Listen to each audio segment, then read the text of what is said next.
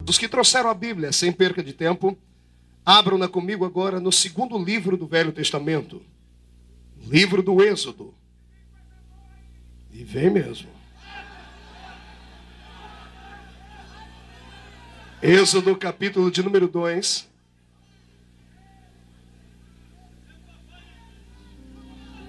E o versículo de número 10. Aleluia.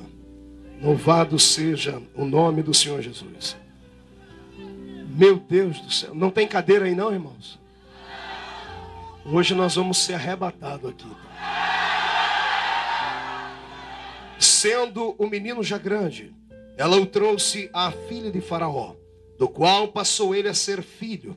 E esta lhe chamou Moisés e disse: porque das águas eu o tirei.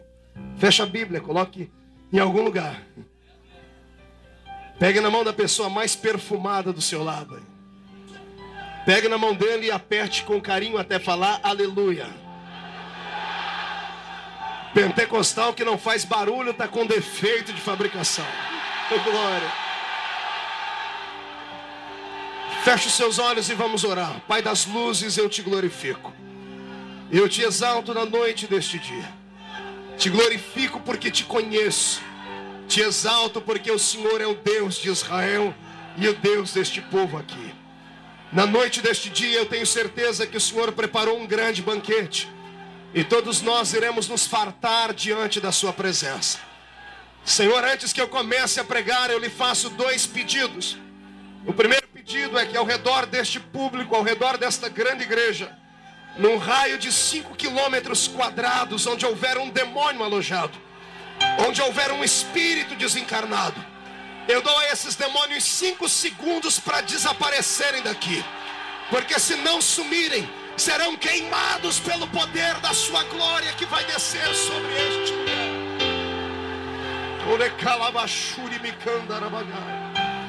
O segundo pedido, Jesus, é um pedido de atrevimento espiritual.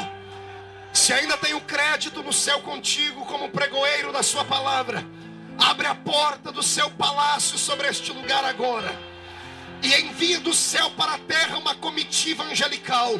Eu quero anjos de fogo aqui neste lugar. Eles comecem a esparramar brasas tiradas do seu altar. E onde houver um crente batizado com o Espírito Santo, renova ele agora, Senhor.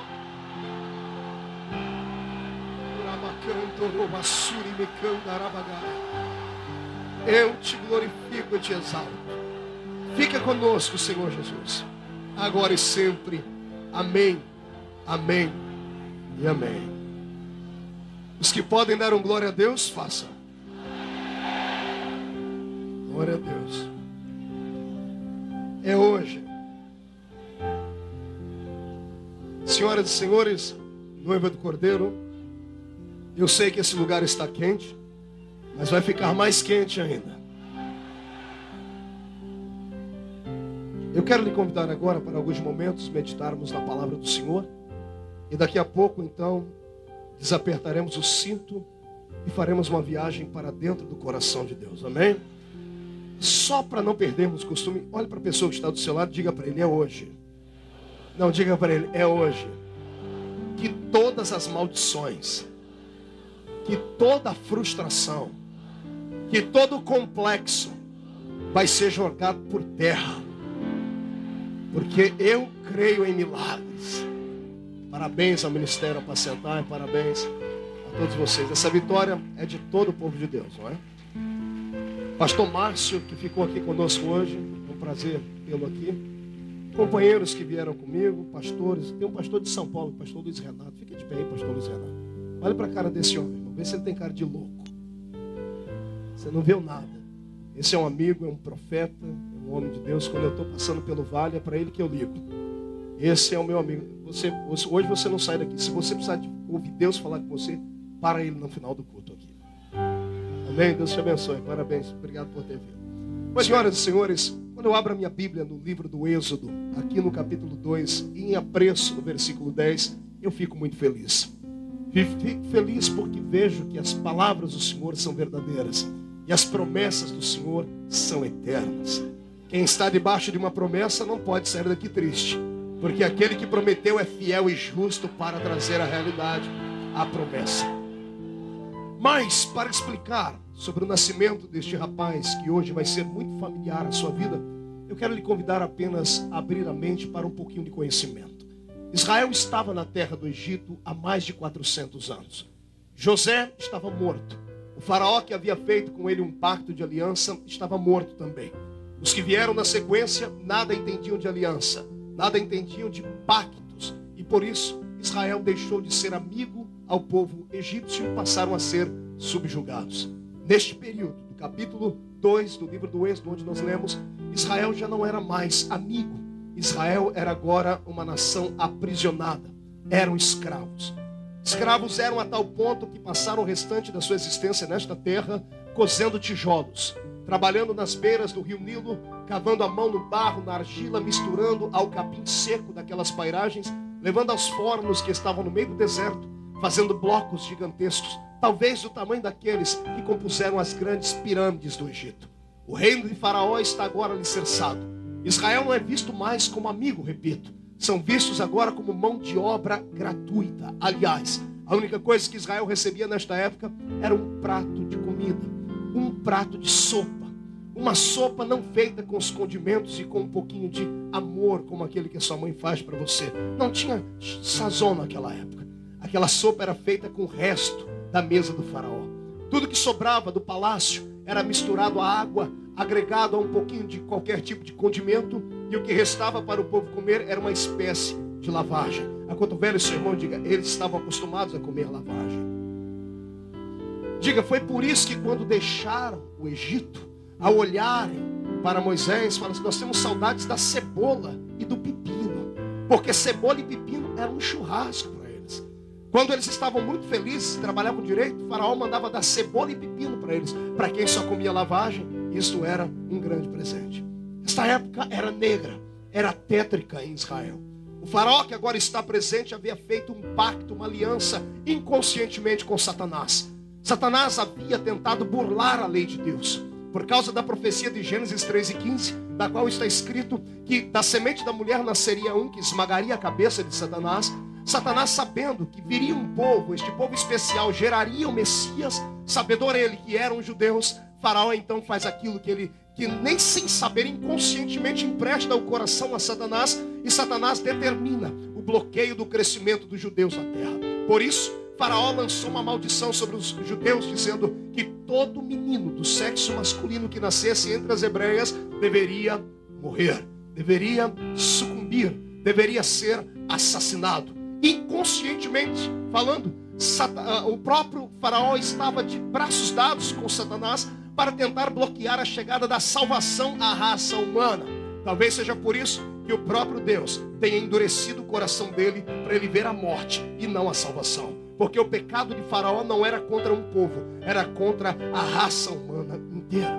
Neste período, Israel se dividiu em dois. Havia dois Israéis presos naquela terra.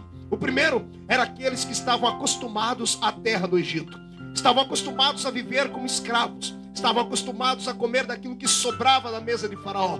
Estavam acostumados a levar uma vida pagã. Estavam acostumados a levar uma vida abaixo da média, ao ponto de se acostumarem a serem escravos. Esse povo levantava, trabalhava, comia sua sopa rala, quando muito pepino e cebola, e dormia como se nada houvesse acontecido. Mas havia um outro Israel lá no meio. Um povo que, mesmo fosse um número pequeno, não deixavam de crer nas promessas de Deus. E que, mesmo estando aprisionados no corpo, não estavam aprisionados na alma. Estando livres da alma, mesmo estando com as mãos e os pés acorrentados, a alma deles tinha liberdade de ir até o trono de Deus e reclamar as promessas do Senhor que Ele havia feito. Quando eu abro um parênteses nessa mensagem para começar a explicar, eu não sei como essa mensagem chegará no seu coração, também não estou muito interessado nisso. Eu só quero que você coma tudo aquilo que Deus quer que eu dê aqui. A igreja do Senhor também está dividida nesses dois povos. Estamos todos no Egito, querendo você ou não. Estamos todos aqui nesta terra porque esta terra é para nós uma espécie de escravidão. Só que tem duas igrejas dentro deste mundo. Uma parte dela está acostumada com o Egito. Uma parte dela está acostumada a comer lavagem, a comer pepino, a comer cebola. A outra parte está aqui dentro agora, pedindo a Deus liberdade na terra, pedindo a Deus paz no coração. Pasme você, o que tem gente acostumado a comer a pepino e cebola. Eu não sei vocês aqui de uma grande cidade como é que fazem, mas a gente lá do meio da roça, pepino e cebola é um problema pra gente. Inclusive um matuto da roça lá do nosso interior cantou uma música que fez muito sucesso no Brasil. Eu não quero mais pepino, nem do grosso e nem do fino. Eu não sei se alguém aqui é tão velho quanto eu que se lembra dessa música. Porque lá para nós no interior, pepino é símbolo de problema. Todas as vezes que alguém está com problema, ele diz, poxa, eu tenho um pepino para descascar. Estou com um pepino na minha vida, isso é problema. E cebola, toda vez que eu pego a tal da cebola, eu acabo chorando. Cebola é símbolo de tristeza e de choro. O que tem de gente acostumada a viver uma vida enrolada no meio de problema. E uma vida acostumada a chorar por causa desses outros problemas. Mas eu tenho um povo aqui que quer muito mais do que isso. Eu tenho um povo aqui hoje que vem em busca do maná. Tem um povo aqui que quer maná, quer coisa revelada. Se você quer isso, levante a mão direita. Coloque no ombro do seu irmão, chacoalhe ele até ele ficar irritado. Irrita ele. E diga para ele, chega de cebola. A outra metade do povo, desses que não acostumaram com este movimento de Satanás na terra, eles dobravam o joelho e oravam.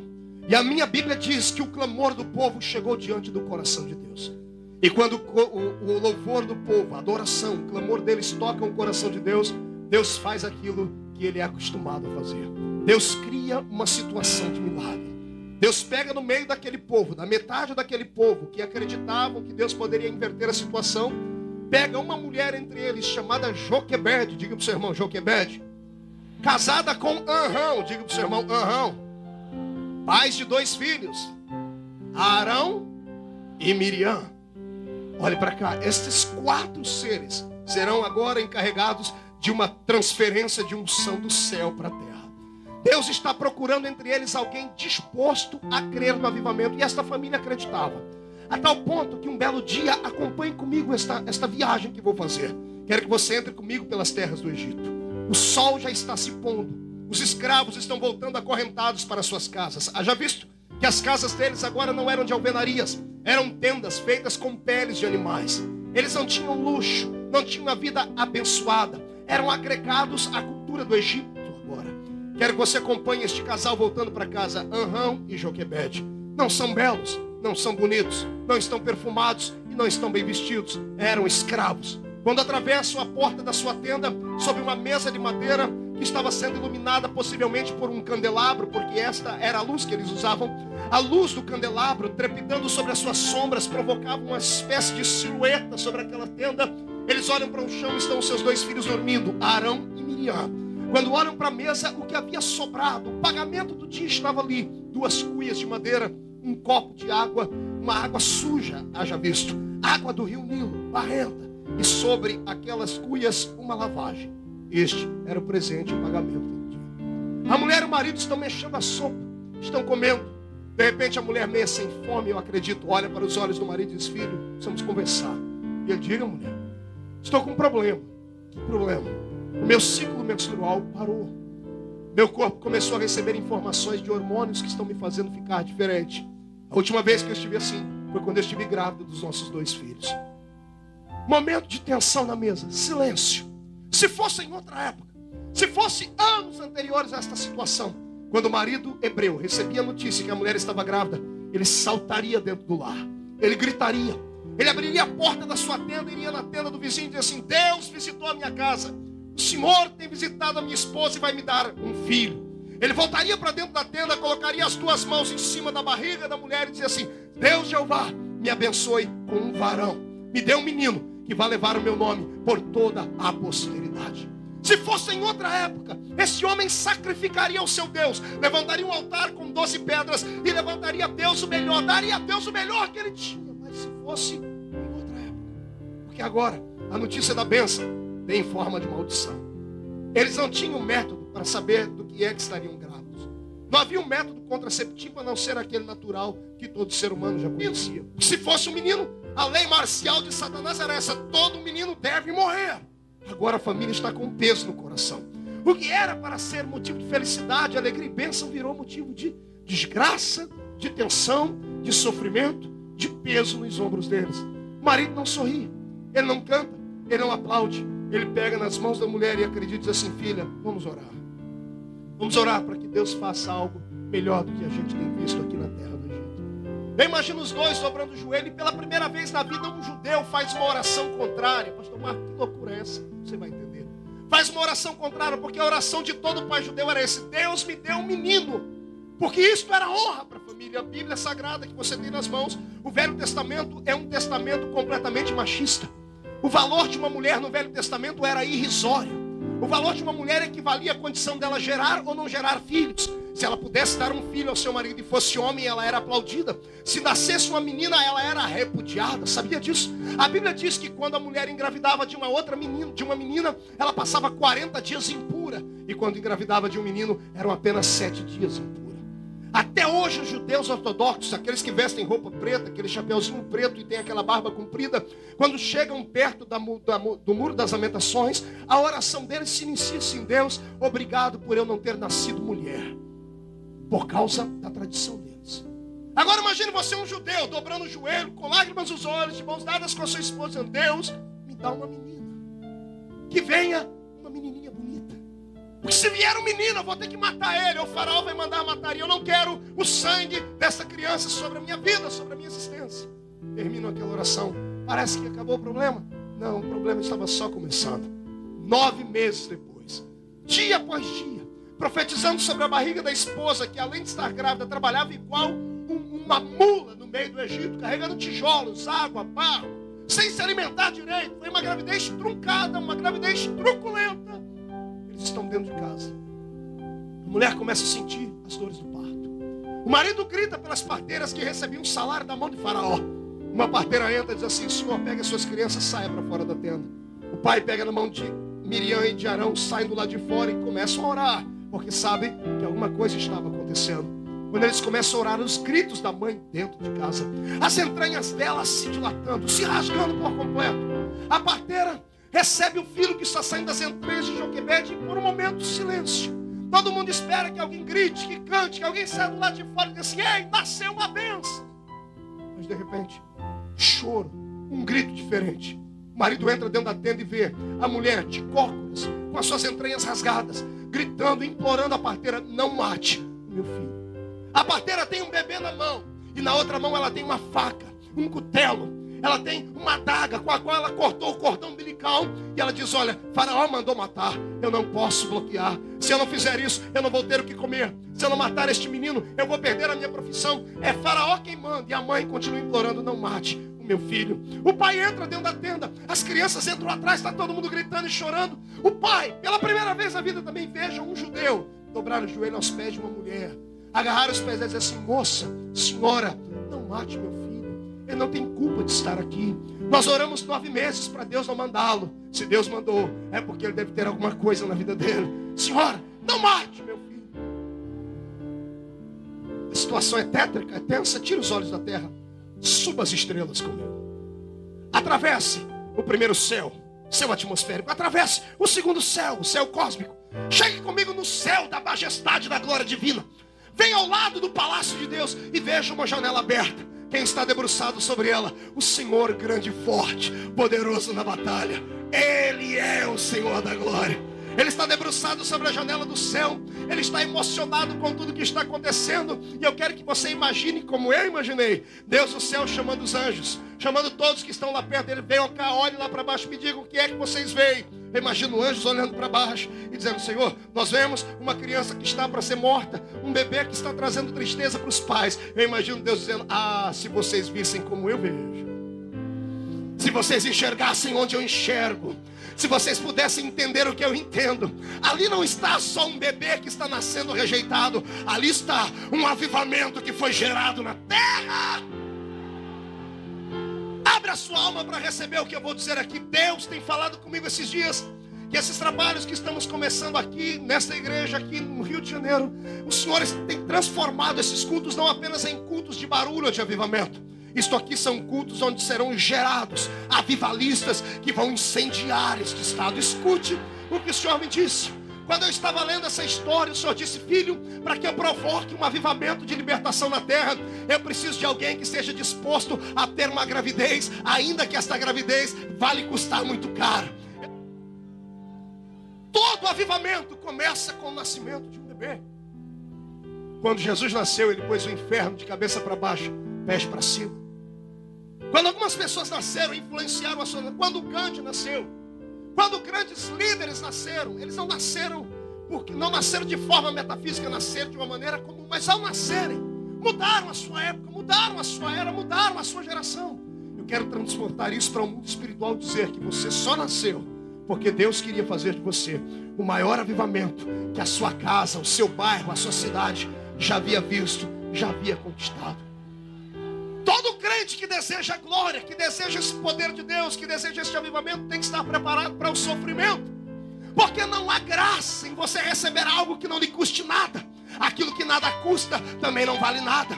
Agora, todo avivamento que vai gerar tristeza, como gerou no coração desta mulher e deste homem, isto vai transformar o mundo. Ei, escute, todo avivamento vem através de uma gestação. A igreja no Rio de Janeiro está gestante. E eu profetizo que mesmo essa gravidez sendo dolorida, mesmo sendo perseguida, mesmo sendo rejeitada, esta gravidez vai vingar, que vai sair desta terra. Quem acredita nisso, dê um grito de glória. Pois bem, a parteira ainda está com a faca na mão, também está com o bebê na outra mão. A faca vai tocar o pescoço do bebê. Alguma coisa precisa acontecer, uma surpresa precisa acontecer. E não é que Deus, o Senhor da glória, deixa eu lhe contar uma coisa pessoal. Desde criança eu acreditava muito na história do tal do Cupido. Quem já ouviu falar de Cupido? Eu achava que era só um anjinho com as costas que tinha uma flechinha do amor. Descobri depois que o Cupido é um deus da mitologia grega. E eu passei a abominar.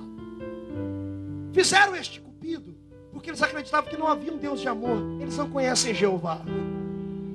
Ninguém entende mais de amor do que o meu Deus. Tanto é que Ele amou o mundo de tal maneira. Está entendendo? Você não está aqui porque você é bonitinho. Você não está aqui porque você tem um cheirinho diferente. Deus não te trouxe para cá porque você parece um manequim de vitrine de terno. Não. Você está aqui porque Deus amou. E o tal do amor é cego. O tal do amor é cego. A gente não prega isso. A raça humana não prega isso, pastor Joel. Não é assim. A gente vê essas mulheres bonitas andando com esses homens feios e vice-versa. Cada homem bonito andando com as mulheres parece uma baranga, é uma coisa esquisita. Aí você vai falar com ele: não, o amor é cego. Pois bem, você só está aqui porque Deus te amou cegamente. Deus não te amou pelo que você tem. Deus te amou pelo que você é. Você é a grande paixão de Deus nessa terra. Mão direita para cima, bate no peito, bate até fazer barulho. Olhe para a pessoa do seu lado e diz assim: você pode não acreditar. Diga, aliás, às vezes até eu tenho dificuldade de acreditar. Diga, mas Deus é apaixonado por mim. E quem ama, cuida. É por isso que você está guardado debaixo da sombra do Onipotente.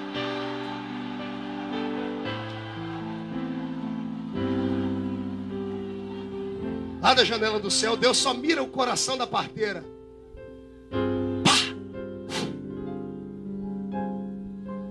A parteira que já queria matar, agora olha para o bebê, o coração dela acelera, dá um desarranjo intestinal nela. Todo mundo esperando ela dar o golpe de misericórdia, matar o bebê. E de repente, olha, eu não sei o que está acontecendo. Mas de repente eu estou temendo ao Deus de vocês. A parteira não mata o menino. Ela entrega o menino na mão do pai e da mãe, está tremendo. Ela vai saindo dentro da tenda. Ela devia ter saído em silêncio, mas eu acredito que ela saiu e virou para trás.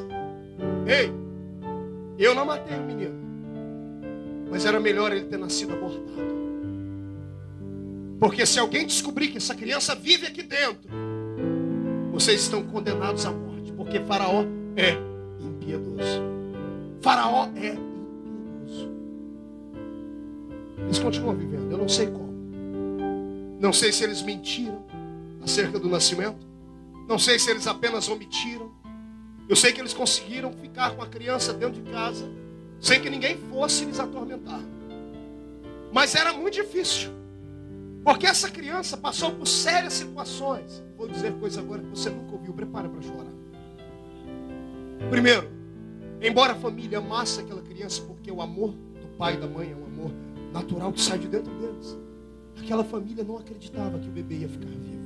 Pergunte para mim, como o senhor sabe disso, pastor? É revelação. Pergunte como.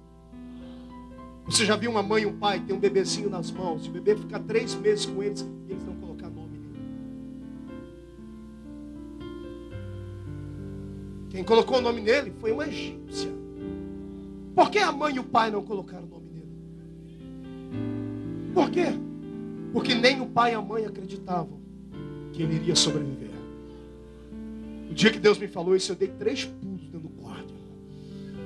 Porque Deus falou comigo, o que tem de gente na igreja, filho, que são frutos de oração, de avivamento. Gente que não tem muito atrativo pessoal, mas eu trouxe para minha casa. E as pessoas têm dificuldade em dar nome para ele como de evangelista.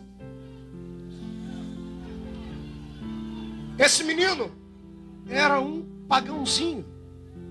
Lá no interior de São Paulo dizem assim, que o menino que não é, a criança que não é batizada e não tem nome é pagão. Ele era um pagão para as pessoas da terra. O pai e a mãe estavam apenas dando sequência na vida porque acreditavam que ele ia morrer. Pergunte para mim se existia razões para eles pensarem assim.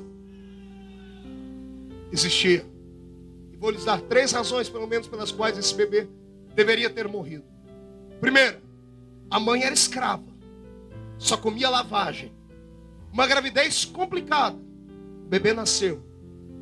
Que alimento essa mãe tinha para dar para o bebê? A mãe precisa ser alimentada também. Se ela não era alimentada, como é que ele ia dar leite para a criança? Eu estive na África. Eu vi mulheres grávidas darem à luz a crianças e as suas mamas secas, sem vida. Porque não eram alimentadas. Se não eram alimentadas, não podiam gerar alimento. Que comida essa criança comia? Ah, pastor, ele tomava leite de vaca. Quem disse que escravo tinha esse direito? Quem disse que escravo se alimentava direito, comia bem? Eles eram escravos. O escravo era número. Morria um, sepultavam, levantavam mais 10. Essa criança não se alimentava direito. Segundo, todo bebê precisa de sol. O bebê nasce, a mãe leva ele para tomar sol. Essa criança não podia tomar banho de sol. Porque se alguém visse ela do lado de fora, alguém ia dizer, olha, o menino viveu. Faraó ia descobrir. Alguém ia matar o bebê. Porque soldados dos egípcios faziam a ronda ao redor do grupo escravo judeu. Então essa criança não podia ver a luz do sol. Plantas sem sol morrem. O fundo do mar, por falta de sol, os peixes nascem todos com anomalias. Porque precisam do sol. Essa criança não tinha alimento e também não tinha sol. Terceiro, qual é a linguagem do bebê? Como é que a mãe entende a linguagem do bebê? Quando ele... Não ouvi, quando ele... Então o choro é a maneira dele se comunicar com o mundo exterior. Essa criança não podia chorar. Porque quando ela chorava, se alguém do lado de fora escutasse o choro do bebê, curiosidade. Todas as vezes que ele ameaçava chorar, alguém vinha e tapava a boca dele. É mistério mesmo.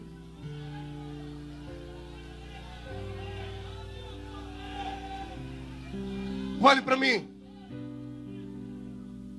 Satanás decretou a morte de muitos que estão aqui. Porque primeiro, andam congregando em lugares que não têm alimento.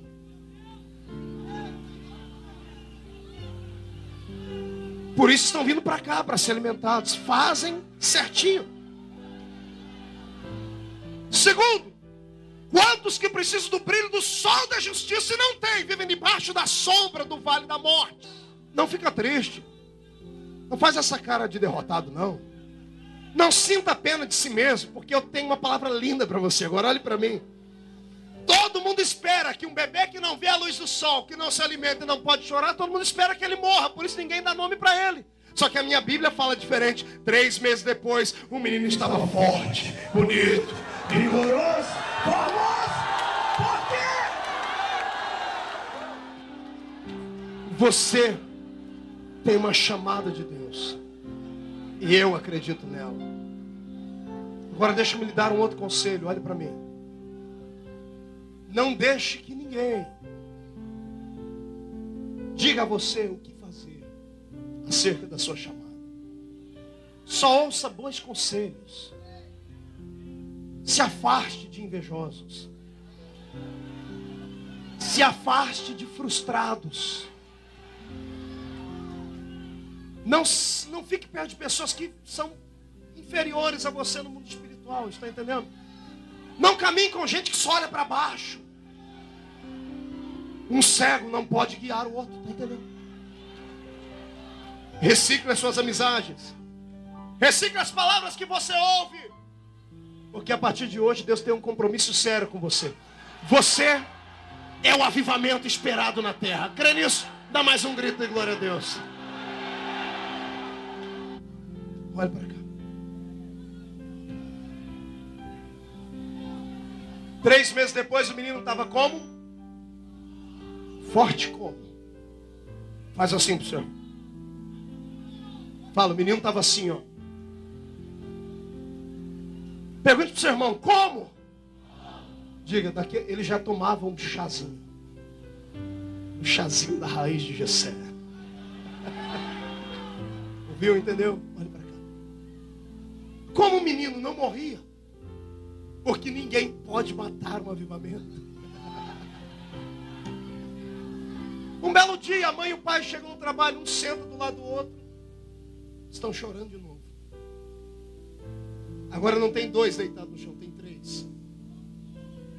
Arão, Miriam e o pagãozinho. Sem nome. Pai e a mãe olham para ele e dizem assim, temos um problema. Ele diz, a nossa vida está cheia de problema. O que a gente faz com ele agora? Nascer, ele nasceu, e agora? Nós estamos arriscando demais. Segurar um bebê aqui, recém-nascido, a gente segura. Mas como é que segura? Esse moleque está grande, está crescendo, está forte. Segurar um bebê com saúde, irmão, é difícil. Eu tenho 3 bebês em casa.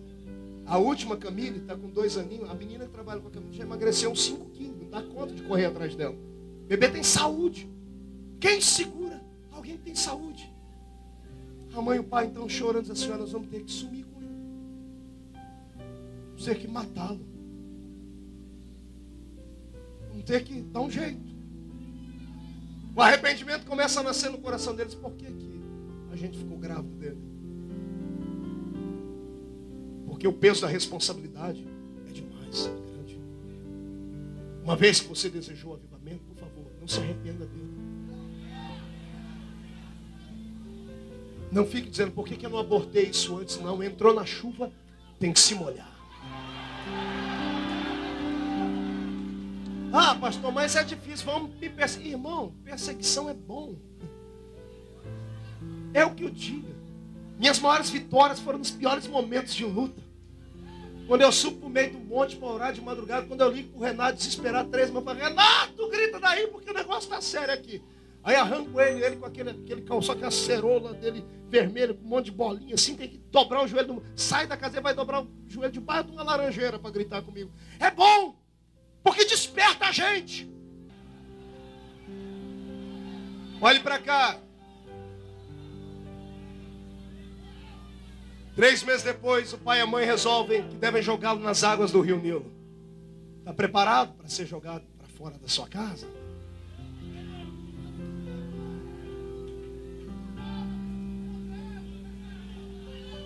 Lá vai o pagãozinho dentro de um cesto. Aquele cesto já era uma espécie de caixãozinho. Sabia que já fizeram o seu caixão?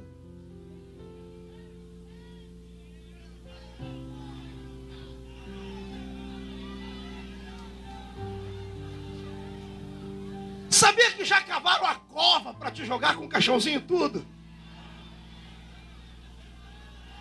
Eles só não contavam com uma coisa. Pergunta para mim, com o que, pastor? Com a astúcia de Deus. Quando jogam ele nas águas do rio. Ei, é rio. Diga pro seu irmão, rio. Diga, era um rio. Rio Nilo. Não, faça força para falar Nilo. O rio Nilo era um rio de centenas de quilômetros de extensão no Oriente. Era um rio que embarcações passavam por ele, trafegavam por ele. No leito do rio, em épocas de violência, de tempestade, barcos tombavam. Não bastasse isso, aquele rio era a morada de todos os leviatãs. Sabe quem é um leviatã? Aquele monstro da água que Jó fala sobre ele. O leviatã era um crocodilo, um jacaré de 3 metros de comprimento. A boca dele aberta pode engolir um homem em estado adulto. E onde foi que jogaram Moisés? Lá. Era para acabar com ele. Inconscientemente, eu não estou acusando a mãe e o pai dele, não. Eu estou dizendo que inconscientemente eles estavam fazendo aquilo que o diabo queria. Pelo medo, pela insegurança, pela falta de fé. Ao invés de segurarem a responsabilidade, jogaram a responsabilidade nas águas.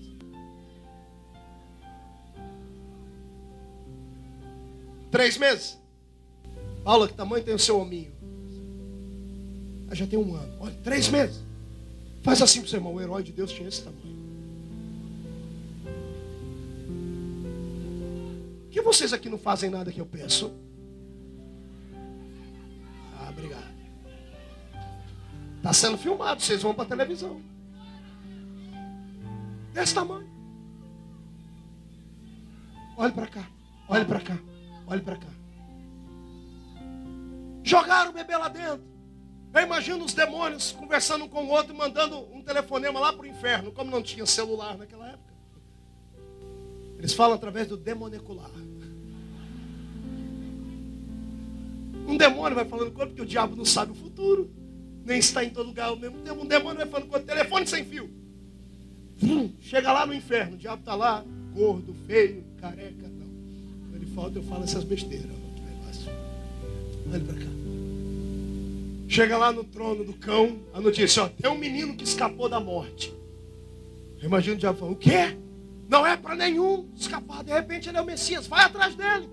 Ele manda os demônios lá, vem 2 demônios fortes, halterofilista. Mas igual o Dan DeVito, baixinho, gordinho, asqueroso.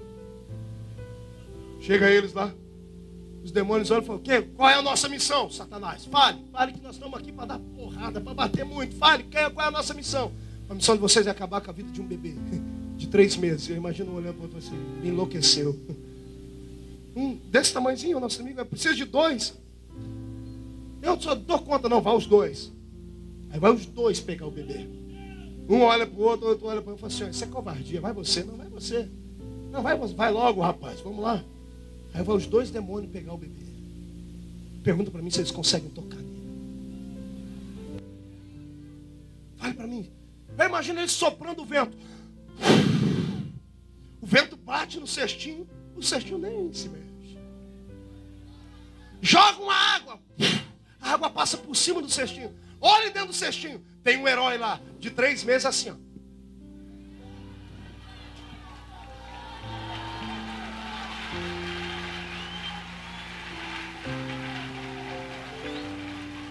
Aliás, eu acho que ele não estava assim chupando o dedo. Eu acho que ele já era meio pentecostal, estava lá.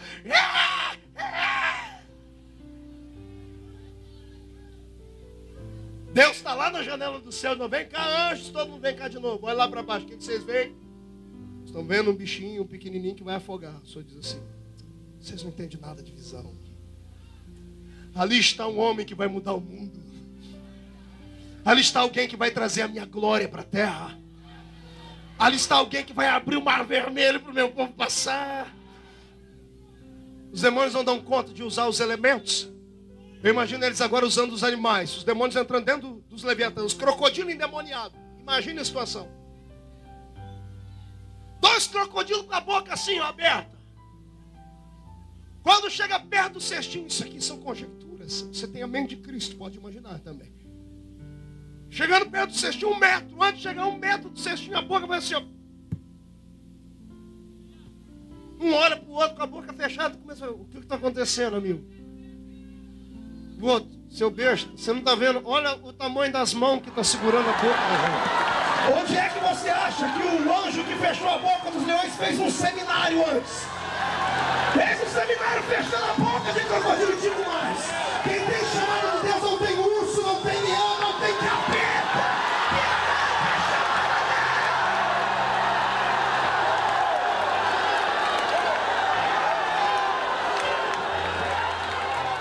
Demônios estão levantando voo, voltando para o inferno, porque não podem te parar, não podem acabar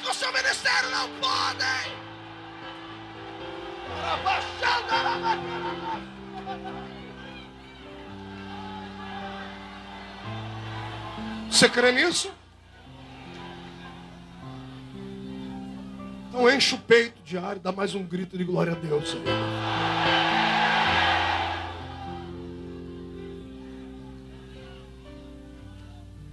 Ô pastor, pois não. Não, mas todo chamado passa por isso. Às vezes passa por coisa pior. Quantas pessoas não mandam e-mail e perguntam: pastor, como é que faz para chegar onde o senhor chegou? Aí eu falo assim: quer chegar onde eu cheguei? Passo por onde eu passei. Sabe que eu rio bastante assim? Porque às vezes eu acho que eu sou meio passado. É tanta luta, é tanto vento, é tanta tribulação que às vezes eu fico até tonto. Por outro lado, eu me sinto assim bem especial. Mas o que os demônios veem tanto em mim, querem me atormentar tanto assim? Deve ser alguém diferente. Como você. Como você. Você não é uma mera obra do acaso. Você não nasceu porque o método contraceptivo do seu pai e da sua mãe fracassaram. Você nasceu porque Deus tinha um plano na sua vida e ponto final. Quanta gente andando na igreja igual caranguejo, só de lado, não anda para frente nunca. A pessoa tem pena dela mesma. Às vezes senta na frente do espelho e fica olhando com um lenço, uma caixinha de lenço, só para chorar dela mesma. Ela olha, passa a mão no espelho, sentindo pena dela, porque nasceu. Se você soubesse que você é um campeão desde que nasceu, se eu provar para você que você é um campeão desde que nasceu, você promete dar um glória a Deus bem alto? Vocês aqui no púlpito prometem fazer isso? Você em casa que está assistindo promete fazer isso? Então escute. Quando você nasceu, você não sabia. Você participou da maior maratona de natação do universo. Da entrada do corpo da sua mãe até o útero. Pelo tamanho que você foi gerado, o homem coloca dentro do útero de uma mulher 40 milhões de gametas. 40 milhões de pequenos seres. Imagine você numa natação forte com 40 milhões de nadadores. Ah, pastor, mas a extensão é pequena. Da entrada da minha mãe até o útero é pequenininha, dá alguns centímetros. Para você que é grande.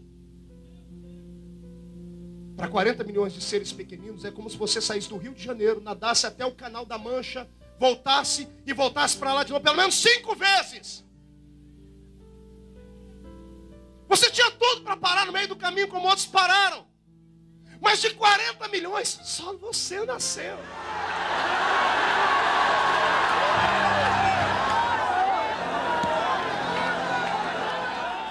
Eu quero que você faça uma coisa diferente. Agora eu quero que você fique de frente para um irmão aí. Eu quero que você diga para ele: olha, eu vou aplaudir a Deus pela sua vida. Você é um vitorioso. Aplauda a Deus para ele.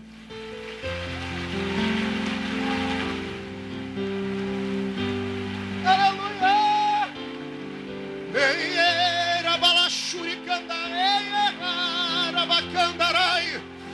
Aleluia! Agora comece a adorar!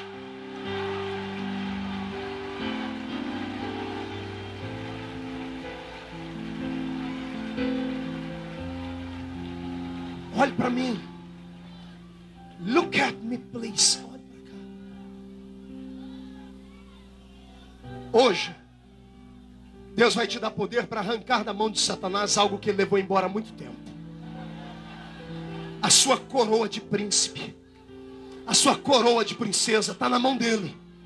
Ele escondeu. Ele vai ter que ir de ré, vai ter que ir ajoelhado, vai ter que ir rolando no inferno buscar, ajoelhar na tua frente, limpar a coroa e te entregar na mão de volta.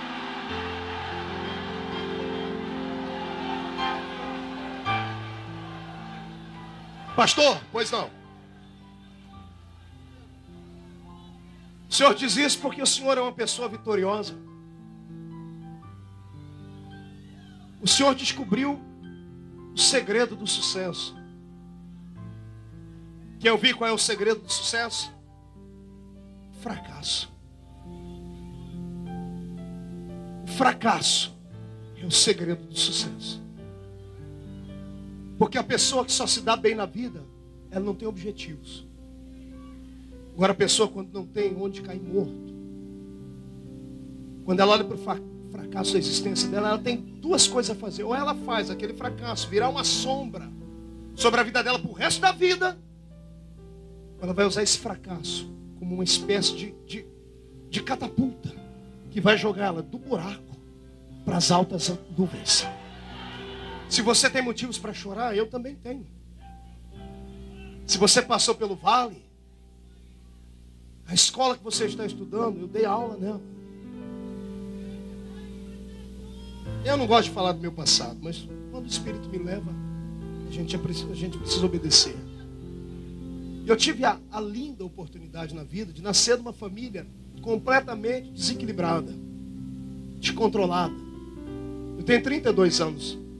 Há 32 anos atrás, numa cidadezinha de interior com 30 mil habitantes, que na época devia ter 18 mil habitantes, uma mãe solteira, não é como hoje que uma carioca inventou e levou para o mundo inteiro a história de gravidez independente.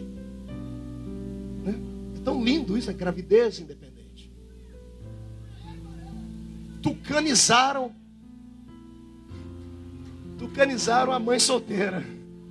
Tem que mandar isso para o Zé Simões da Folha. Gravidez independente.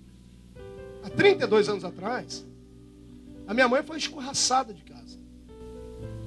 32 anos atrás, ela perdeu o emprego, perdeu tudo que tinha. Porque isso era uma coisa imoral. Meu pai é um homem casado, de bem, uma família estruturada. E aí, do fruto do pecado dos dois, veio uma semente. Semente rejeitada. Porque ninguém que não está casado e não se programa para ter um filho quer ele de bem. Essa história de você ficar chorando, eu sou rejeitado desde o bem da minha mãe. Pare com isso. Quem te rejeitou mesmo? A minha mãe. Quem é a sua mãe? O hotel onde você ficou hospedado por um tempo de 9 meses? Quem é o seu pai? O mordomo que trabalhou para te dar comida? Quem te disse que você nasceu só deles? Eles criaram a carne para você. O que está dentro de você veio do céu.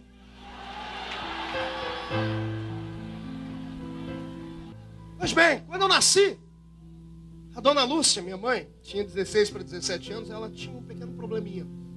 A profissão dela era macabra. Ela era fazedora de anjos. Fazedora de anjos é uma mulher que adquiriu a profissão de abortar bebês. Naquela época, moças da alta sociedade e prostitutas vinham ter com a minha mãe. Então minha mãe sabia a arte de abortar bebês. E dela, ela abortou vários. Mas quando se engravidou de mim, não conseguiu mais. Com 5, 6 anos de idade, eu vi os equipamentos que a minha mãe usava para abortar bebês. Ela deixou por descuido a porta do guarda-roupa aberta. Eu vi uma caixa com tantas coisas dentro que faria qualquer açougueiro se sentir um Peter Pan. Arames, agulhas de tricô, aparelhos de sucção, plantas, remédios. Coisas que ela dava para as mulheres abortar bebês. Quando eu vi aquilo, eu fiquei apavorado. Porque era um dia de família. Sabe aquelas reuniões de família que está tudo um tédio e um lembra do passado? Ah, tristeza. Desenterrar o passado é um problema. Deixa o seu passado de lado, irmão. Para de olhar para trás. O livro de Crônicas diz assim: e o meu Deus está comigo, na frente. Por quê? Para você olhar para Ele. Para de olhar para trás. Está ouvindo isso? Para de lembrar da pessoa que te deu um beliscão na escola, da menina que puxou seu cabelo, da mulher que roubou seu marido. Para! Já foi! Fica gastando rios de dinheiro com psicólogo, psicanalista, psiquiatra, comprando livrinhos do Dr. Alair Ribeiro, assistindo programação da Seixonoye, indo para grupos de autoajuda, A, A, B, A, C, sei lá o nome do inferno onde você vai. Você está no melhor lugar do mundo, você está sentado hoje, espiritualmente falando, no divã de Jesus. Olha aí a cura para a sua alma chegando. Deixa eu lhe dizer uma coisa: você não é resto, você não é lixo, você é luxo. Você é a melhor coisa que Deus fez nesse estado do Rio de Janeiro. Quem é Satanás? Aquele anjo caído, desprovido de glória, feio. O diabo é tão feio que se olhar para frente, para ele, você não sabe se ele está de frente ou de costa, porque não tem mais a beleza de Deus. Levanta a mão direita para cima com carinho, ombro do seu irmão de novo. Chacoalha ele até ele ficar irritado, irrita ele. Diga para ele, pare de ficar andando igual caranguejo. Diga, Deus tem muito para te dar. Então levante, sacode a poeira e dá a volta por cima.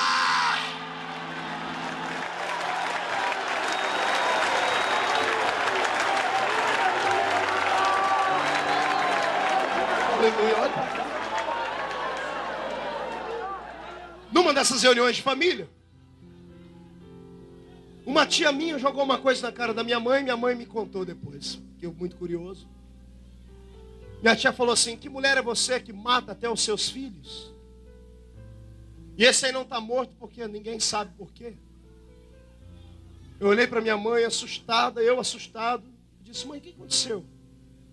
Minha mãe chorando me contou, eu tentei tirar você. Não foi uma nem duas. Fui para o hospital sangrando várias vezes. E o médico me olhava e disse assim, menina, tenha juízo. Eu falei, mas doutor, eu não posso ter esse menino assim, filha, mas você já tentou. Se esse não morre é porque alguém tem alguma coisa na vida dele.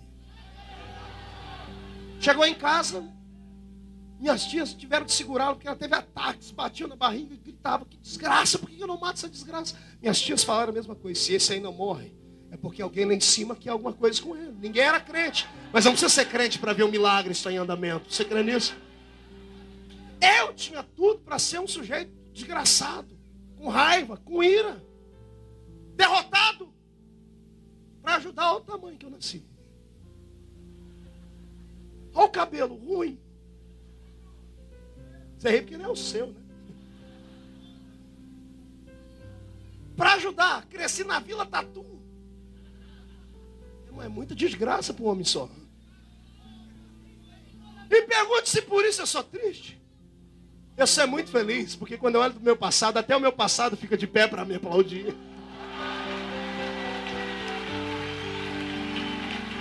Você crê que Deus vai fazer isso com você?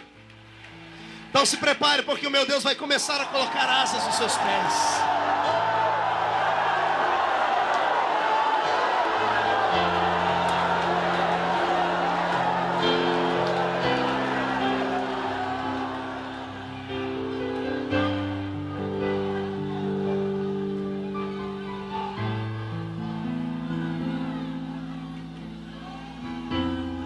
Ô pastor, pois não. Estou cansado. Não aguento mais. Está cansado do quê? Estou cansado de tapar em minha boca. Não podia sentir o calor do sol.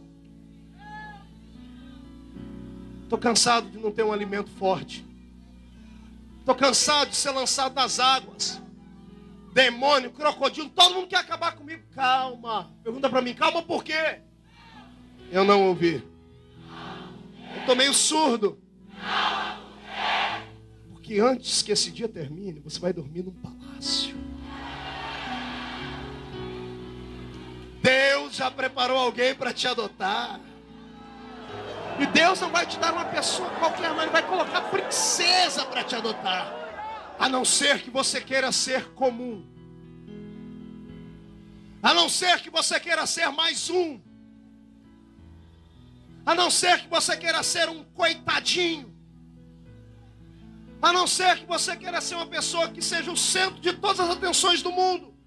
A não ser que você ache que o mundo inteiro gira em torno do seu umbigo. Se você quiser ser mais um, e daqui a pouco não ser lembrado por nada, somente como uma pessoa frustrada, triste, que onde chega só provoca angústia nas pessoas, que tudo que fala é só coisa negativa, será sempre um desses crentes que só dão trabalho. Agora, se você quer ser diferente, arregace as mangas da camisa, dobra a calça até o joelho, entra no rio comigo. Sanguessuga vai te pegar, vão te bater, vão te espancar, mas levanta. O unguento do Senhor está aí pronto para te curar. Entra no vale comigo. Saia de pé do outro lado, porque tem um bálsamo esperando. Lute contra o vento, lute contra as tempestades. Ande na contramão da avenida. Ei, olhe para mim, já estou terminando.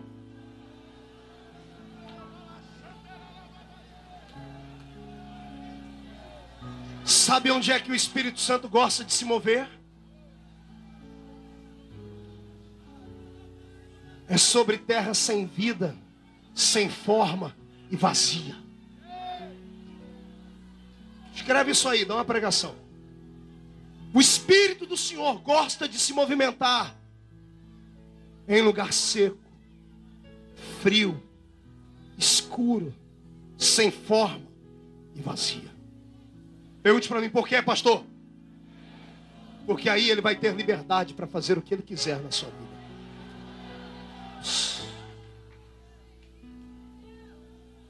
Quando uma pessoa está afogando em alto mar, numa piscina ou num rio, o desespero da gente que está do outro lado é grande. E muitas pessoas não são salvas. Aliás, quase provoca uma desgraça maior. Sabe por quê? A gente vê a pessoa se afogando, a gente quer pular na hora e ajudar ela. Não pode. Se a pessoa está se afogando e você não tem experiência, deixe vencer as forças dela. Espera ela dar o golpe final, dizendo assim, não aguento mais. Ainda que ela se afogue, você terá 10 minutos para ressuscitá-la depois. Mas deixe ela lá. Fique perto, não se aproxime. Porque o desespero dela é tão grande que se você chegar perto dela, ela te afoga também. Sabe por quê? Porque ela está lutando com as forças dela. Enquanto ela estiver lutando com as forças dela, você não pode fazer nada por ela. Tem um Deus no céu esperando você parar de se debater nas águas. Ele está esperando você dizer assim, eu não aguento mais. Quando vencer as suas forças, ele entra lá e te tira de lá. Vai fazer a respiração boca a boca com você. Vai soprar o hálito da vida de novo dentro de você. E ele vai te ressuscitar. E os seus sonhos vão ressuscitar junto. Então comece e volte a adorar. Vai, Moisés.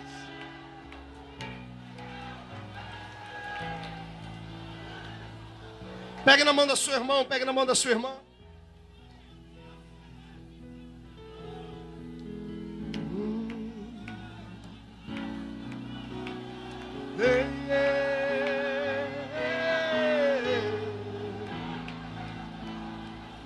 Ramashurimikanderei, Torovasurimikalabada.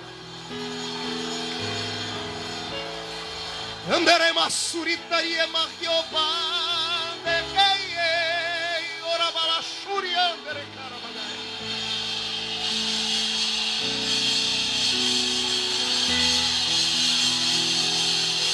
Olhe para mim.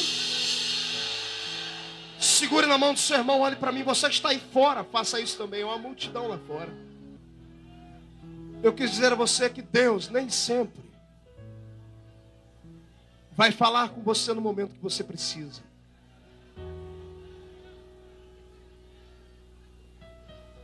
Como seguidor de Deus há muito tempo, eu, pastor Marco, tenho dificuldade em saber o que é que dói mais. Se o silêncio dele ou se quando ele chama a atenção da gente. Deus se cala quando às vezes a gente mais precisa. Eu precisaria de 4 horas para concluir essa mensagem. Sabe quantos anos Deus ficou em silêncio com esse rapaz sem explicar nada para ele? 80 anos. Com 40 anos ele descobriu que era um judeu enrustido de egípcio. Foi para o meio do deserto, matou um homem e sumiu.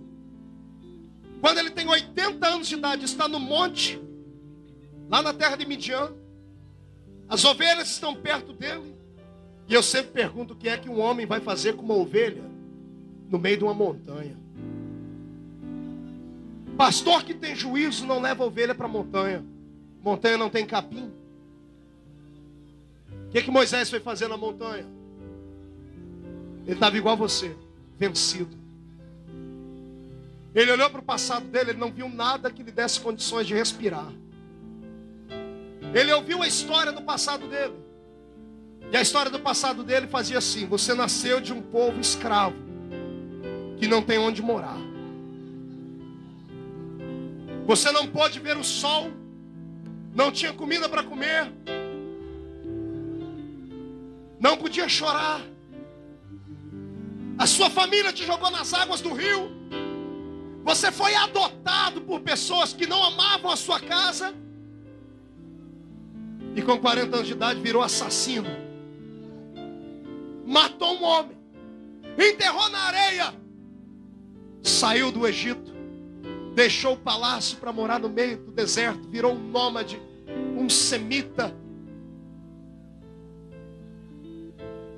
Perdeu a realeza, os títulos de realeza. Deixou de ser chamado príncipe do Egito.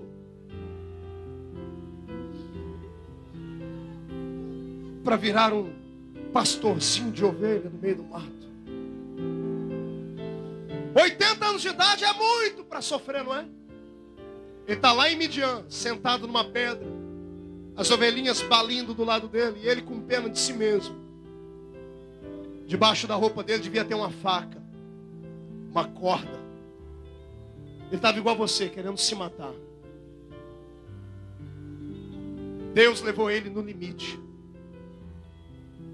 Deus não entregará um ministério na sua mão sem antes te levar no limite. Você será testado como o ouro é testado pelo fogo.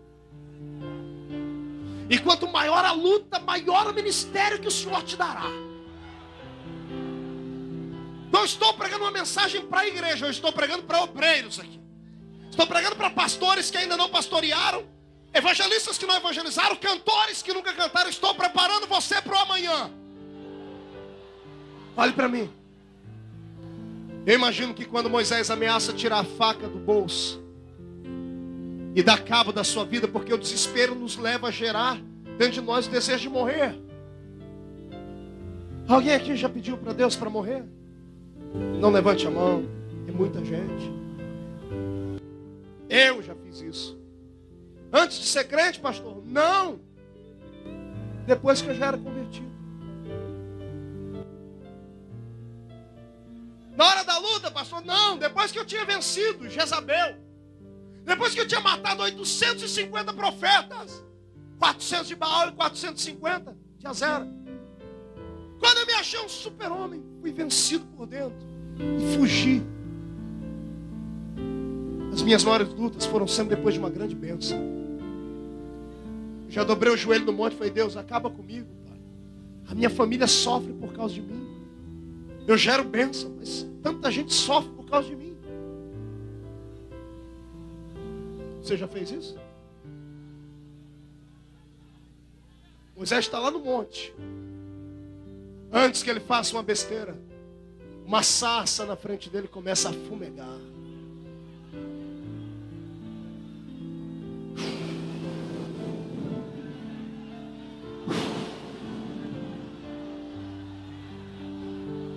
Ele assusta, dá 2 passos para trás para correr. Do meio da sarça sai uma voz íntima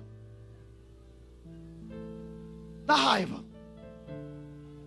Deus ficou 80 anos sem falar com ele. O dia que falou com ele como se fosse amiguinho íntimo. Como se alguém que almoçasse com ele, jantasse com ele. Deus olhou para si: Moisés. Naquela época só chamava pelo nome quem era conhecido. Deus nunca tinha falado com ele. 80 anos de vida, Deus olhou para si: Moisés, tira as alparcas dos seus pés. O lugar em que você está é terra santa. Eu vou te usar muito, vem. Está preparado? Deus está acendendo uma sarça diante de você hoje. Deus vai quebrar o jejum de silêncio. Deus estava calado porque ele não podia interferir na sua história. Não que ele não pudesse, mas ele não quis, porque se ele interferisse você perderia o milagre. Deus te levou até o limite. Agora que você acha que não dá mais, é a vez dele se aparecer. Não se assuste quando você ouvir ele chamar você pelo nome hoje. Deus manda dizer: é chegado o tempo. O tempo de cantar chega. chegou. Aleluia!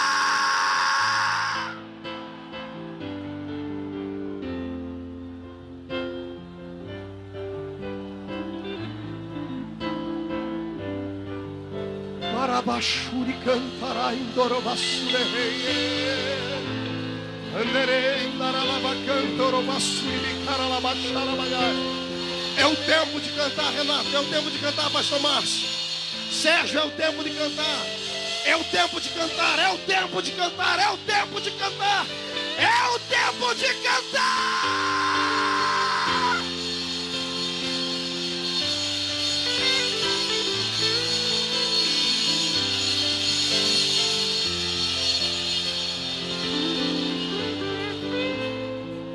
Olhe para mim, vou terminar. Pegue no braço do seu irmão de novo. Prepare. Tem alguém para cantar o Restitui aí hoje? Ah, tem. Olha aqui para mim.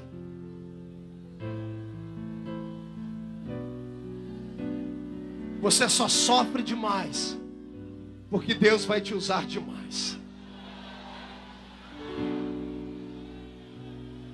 Pegue o tamanho da sua luta, multiplique por 1000. É assim que Deus vai te usar. Pastor, o senhor está falando isso de maneira desordenada? Não, estou falando isso com conhecimento de causa. Toda luta, todo sofrimento, toda traição que fizeram contra você é porque Deus preparou um tempo de regozijo na frente. E não acuse homens, não acuse mulheres. A sua luta é contra Satanás. E Satanás vai beijar a lona. Eu não sei qual é um round onde você está. Eu só sei que no último round você vai nocautear Satanás. O cinturão de ouro vai vir para o seu peito. Está preparado aí? Só para te mostrar como é que Deus vai te exaltar. Ouça mais essa história minha. 7 anos de idade. Eu ganhei uma caixinha de engraxar sapato do meu pai. Tenho ela até hoje no meu escritório. Mandei invernizá-la. E às vezes quando eu estou querendo ficar muito orgulhoso, eu mando trazer a caixinha na minha sala. Eu ponho ela em cima da mesa e fico olhando para ela. Ali Deus trata comigo. O homem não pode esquecer as suas raízes. Está entendendo isso? Lembre agora do momento de luta. Quando Deus te exaltar lá na frente, Ele vai te exaltar. Quando Deus te tirar do último lugar da fila e te colocar no primeiro, quando Deus enriquecer a sua vida, quando Deus te fizer prosperar, não vai demorar. Não esqueça esses momentos agora. Pastor, mas o senhor falou que nós não podemos viver do passado. O passado não pode fazer sombra, mas se ele servir de alicerce para você. Porque os planos que foram embora, os sonhos que se perderam, o que era festa e agora é luto do que os planos que foram embora, o sonho que se perdeu. Enche o seu peito de oxigênio para adorar. Que era festa e agora Quero ouvir. é luto do que já morreu. Escute.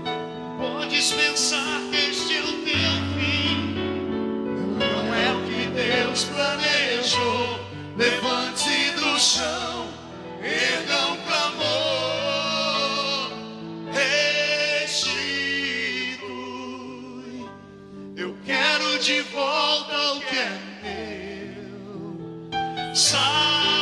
Sara-me e põe teu azeite em minha dor. Restitui e leva-me às águas tranquilas.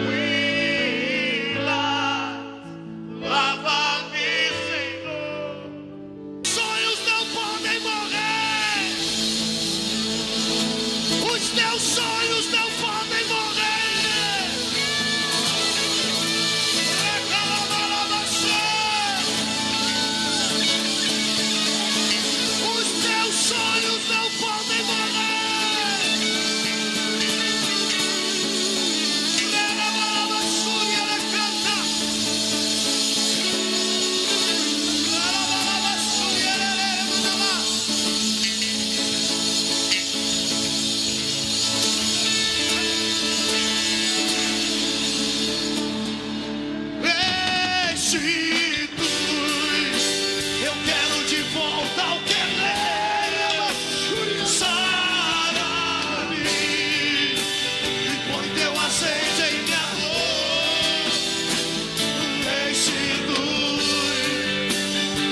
leva-me às águas tranquilas.